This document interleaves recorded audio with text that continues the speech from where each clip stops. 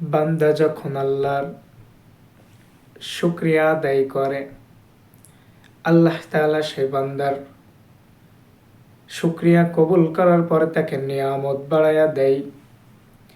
বান্দার নিয়ামত আল্লাহ তাআলা কেমনে বাড়ায়? যখন কোনো বান্দা আল্লাহ তাআলার শুকরিয়া আদায় করে, আল্লাহ তাআলা তাকে নিয়ামত বাড়াইয়া দেয়।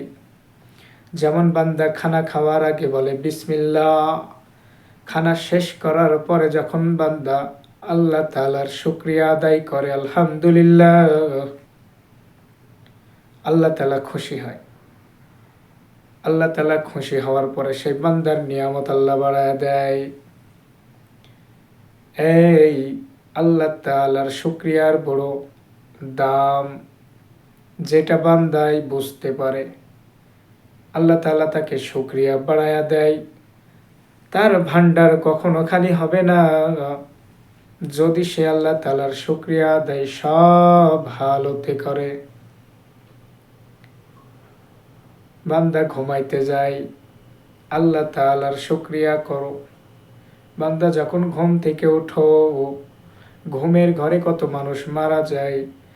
তুমি যদি জিন্দা থাকো, যদি ফজরের আজান হয়ে যায়, আজান শোনা মাত্রই যদি তুমি চেতন অবস্থায় থাকো, আল্লাহর শুকরিয়া আদায় করো। ঘুম থেকে উঠেই উজু বানাইয়া মসজিদের দিকে রওনা দাও। যদি সেই বান্দা ঘুম থেকে উঠিয়া বাসায় থেকে উজু করিয়া মসজিদের দিকে ফজরের নামাজ আদায় করার জন্য যায়, আল্লাহ তাআলা তার আগের পিছনের সব গুনাহগুলো হাঁটার উছিলায় মাফ করে দেয়। বান্দা যখন একবার বলে সুবহান রাব্বিয়াল আলা, আবার যখন আল্লাহ তাআলার কদমে সিজদা দেওয়ার পরে যখন বলে সুবহান রাব্বিয়াল আলা, সুবহান রাব্বিয়াল আলা, বান্দা তুমি এমন ভাবে মুরাকাবা করো যেন তুমি মসজিদের টাইসে সিজদা দাও না, তুমি রব্বি কারীমের কদমে সিজদা দাও। সুবহানাল্লাহ বললে কেমন লাভবান হওয়া যায়, আলহামদুলিল্লাহ বললে কেমন লাভবান হওয়া যায়। দুনিয়ার আম বাগানে যেমন আম পাওয়া যায়, কাঁঠাল বাগানে যেমন কাঁঠাল পাওয়া যায়। আম বাগান থেকে কখনো কাঁঠালের আশা করা যেমন যায় না, তেমনি ভাবে আল্লাহ তাআলার আশিক না হইলে আল্লাহকে খুঁজে পাওয়া যায় না। নবীজির আশিক না হইলে নবীজিকে খুঁজে পাওয়া যায় না। কেমনে নবীজির আশিক হইতে হয়?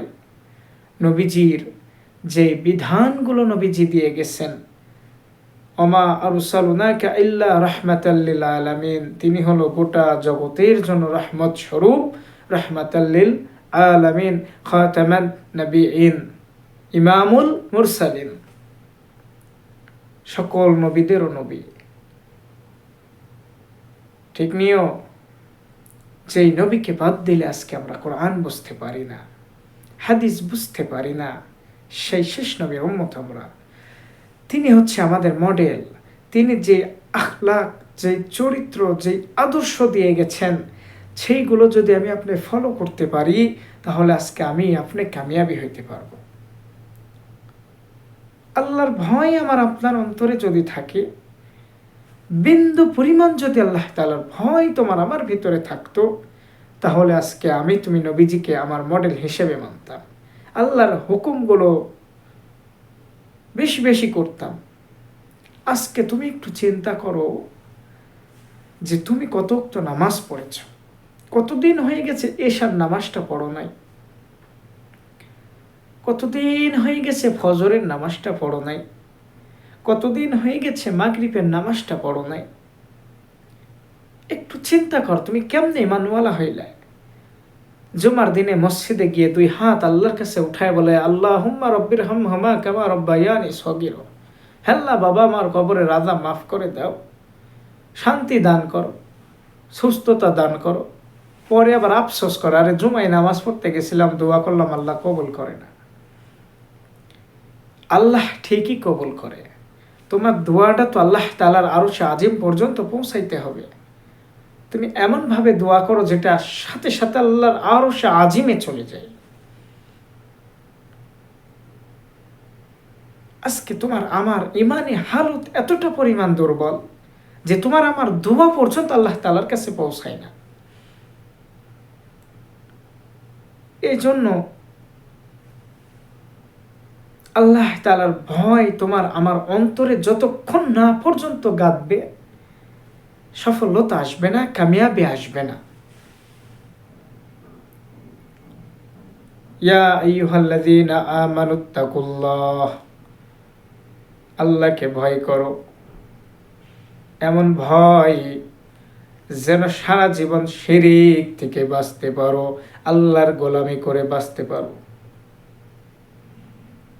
আল্লাহ তাআলা ধরে না, ধরলে আর ছাড় দেয় না।